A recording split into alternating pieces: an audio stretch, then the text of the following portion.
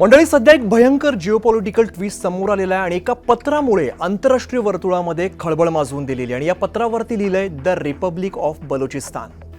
या व्हायरल लेटरमध्ये असा दावा केला जातोय की बलूच स्वातंत्र्य समर्थकांनी पाकिस्तानपासून स्वतःला एक इंडिपेंडंट कंट्री म्हणजे स्वतंत्र देश म्हणून घोषित केलेला आहे। इतकंच नाहीये तर बलुचिस्तानच्या तब्बल 85% भूभागावरती आता त्यांचा ताबा असल्याचा दावा या पत्रात केला जातोय। बलुचिस्तानने स्वतःला स्वतंत्र देश घोषित केल्यामुळे पाकिस्तान आणि चीनच्या गोटात कमालीची भीती पसरलेली आहे। बलुचिस्तान हा ज्वालामुखी जर फुटला तर पाकिस्तानचा नकाशा कसा बदलणार आणि चीनचे अब्जावधी डॉलर्स पाण्यात कसे जाणार, आज आपण या विषयाचा सखोल ॲनालिसिस या व्हिडिओमध्ये करणार आहोत। नमस्कार, मी अमित कत्रे, न्यूज 18 मराठीच्या विशेष व्हिडिओमध्ये सगळ्यांचं स्वागत आहे। आधी आपण हे समजून घेऊया की बलुचिस्तान हा पाकिस्तानसाठी किती महत्त्वाचा भाग आहे। भौगोलिकदृष्ट्या बलुचिस्तान हा पाकिस्तानचा क्षेत्रफळाच्या दृष्टीने जर आपण बघितलं तर सगळ्यात मोठा प्रांत आहे। तब्बल 44% भूभाग हा एकट्या बलुचिस्तानचा आहे, पण इकडे सगळ्यात मोठा विरोधाभास देखील आहे। एवढा प्रचंड भूभाग असून सुद्धा इकडे लोकसंख्या जी आहे ती अतिशय कमी आहे आणि पाकिस्तानमधील सर्वात मागासलेला जर कोणता भाग असेल तर तो बलुचिस्तान आहे।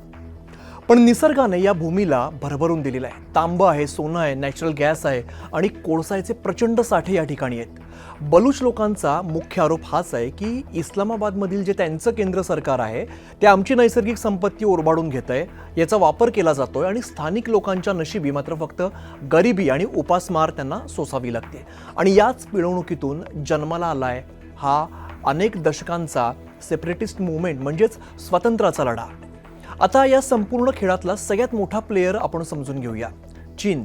बलुचिस्तानमध्ये जर काही हालचाल झाली तर सगळ्यात आधी बीजिंगमध्ये बसलेल्या शी जिनपिंग यांना घाम फुटणार आहे। आता तुम्ही म्हणाल असं काय कारण आहे, तर याचं कारण आहे CPEC, China Pakistan economic corridor. हा चीनचा तब्बल 65 अब्ज डॉलर्सचा ड्रीम प्रोजेक्ट आहे। लक्षात घ्या, चीनला त्यांच्या मालवाहतुकीसाठी जगातील सगळ्यात गर्दीच्या आणि संवेदनशील अशा मलाक्का स्ट्रेट म्हणजे मलाक्काची जी सामुद्रधुनी आहे यावरती अवलंबून राहायचं नाहीये, का तर तिकडे भारताचा मोठा प्रभाव आहे आणि त्यामुळे चीनला अरबी समुद्रात थेट प्रवेश हवा आहे, जो त्यांना मिळतोय बलुचिस्तानच्या दक्षिण किनारपट्टीवरती असलेल्या ग्वादर पोर्टमुळे। आता चीनने इथे नवा इंटरनॅशनल एअरपोर्ट, ईस्ट बे एक्सप्रेसवे आणि मोठे पॉवर प्रोजेक्ट्स उभे केलेले आहेत। पण बलुचिस्तानमधील स्वतंत्र लढा जो आहे, ही संघटना जी आहे ही लढा देणारी म्हणजेच बलोच लिबरेशन आर्मी, आपण त्याला BLA असं म्हणतो, तर चीनला आपला सगळ्यात मोठा शत्रू मानते। त्यांच्या मते काय तर चीन हा दुसरा कोणताही नसून आमच्या जमिनी बळकावणारा साम्राज्यवादी देश आहे। त्यामुळे गेल्या काही महिन्यांमध्ये चीनच्या इंजिनियर्सवरती असेल किंवा जे कॉन्ट्रॅक्टर्स आहेत तिकडे भीषण आत्मघाती हल्ले झालेले आहेत। जर बलुचिस्तान खरोखर वेगळा झाला तर काय होईल, बघा हा यानंतरचा खरं तर मोठा प्रश्न आहे। विचार करा, जर हे सोशल मीडियावरचं जे पत्र आहे, त्यांनी सोशल मीडियावरती पत्र टाकलं होतं, हे पत्र आणि त्यामागील जी काही रणनीती आहे, समजा आपण गृहीत धरू की ती प्रत्यक्षात आली तर काय होईल, तर तिथलं गृहयुद्ध जे आहे त्याचा उद्रेक होईल आणि पाकिस्तानला अजून त्याचा मोठा धक्का बसेल। जर बलुचिस्तानमध्ये बलूच सैन्याचा जर ताबा वाढला, ते आता दावा करतात की आमचा बऱ्याच अंशी आमचा तिकडे ताबा आहे, तो जर आणखीन वाढला तर चीनचं पाकिस्तानसोबत झालेले जे सगळे कॉन्ट्रॅक्ट्स आहेत ते एका झटक्यामध्ये रद्दीचे कागद बनून जातील।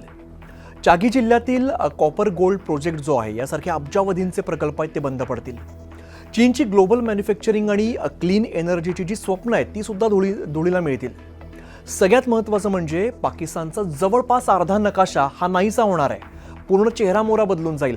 हा दक्षिण आशियातील सगळ्यात मोठा जिओपॉलिटिकल शिफ्ट ठरणार आहे। पाकिस्तानच्या अंतर्गत परिस्थितीवरती आणि बलुचिस्तानच्या स्वातंत्र्याच्या मागणीवरती तुमचं काय मत आहे? पाकिस्तानचे पुन्हा 2 तुकडे होतील का? तुम्हाला काय वाटतं? आणि चीन त्यांच्या जे 65 अब्ज डॉलर्सचा प्रकल्प आहे तो वाचवू शकेल का? तुमच्या प्रतिक्रिया मला खाली कमेंटमध्ये नक्की सांगा आणि अशाच माहितीपूर्ण व्हिडिओसाठी पाहत राहा न्यूज 18 मराठी।